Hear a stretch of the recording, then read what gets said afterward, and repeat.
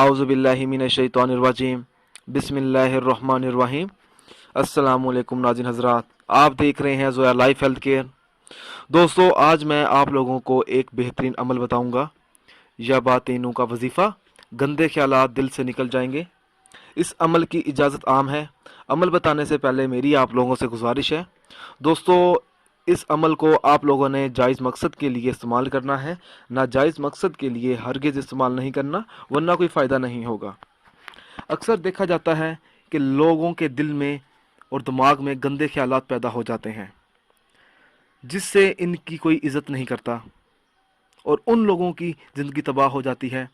अगर कोई ऐसा शख्स है जो चाहता है कि उसके जहन से गंदे ख्यालात पाक हो जाएं, तो उस शख्स को चाहिए कि वो ये अमल करे।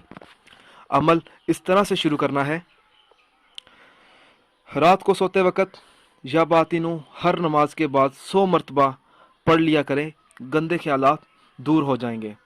दिल से हमेशा हमेशा के लिए वो ख्याल निकल जाएंगे और नए ख्यालात पैदा होंगे उसके दिल और दिमाग में। दोस्तों, अगर आपको हमारी ये वीडियो पसंद आई है तो इसको लाइक कीजिए और शेयर कीजिए।